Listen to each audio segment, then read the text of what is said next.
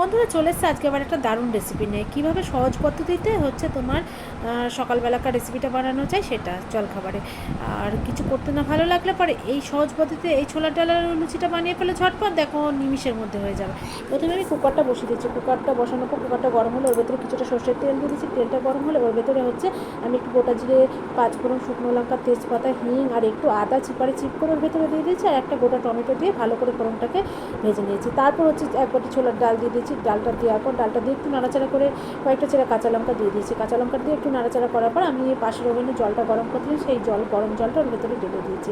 তারপর ওর ভেতরে স্বাদ মতো লবণ, হলুদ আর একটু চিনি, যেহেতু নিরামিষ ছোলার ডাল তো একটু মিষ্টি তো লাগবেই লুচির সাথে।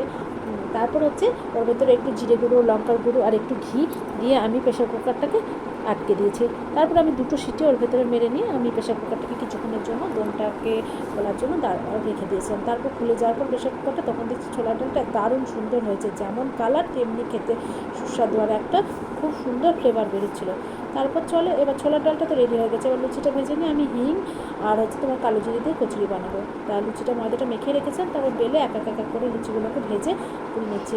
বন্ধুরা এইরকম সহজ পদ্ধতি সকালকার জলখাবার থাকলে পরে আর কি চাই বলো, বাড়িতে সবাই খুশি হয়ে যাবে। তাই তোমরাও একবার এই রেসিপিটা ট্রাই করে দেখো, বাড়িতে তোমাদের বাড়িতে সবাই খুশি হয়ে যাবে।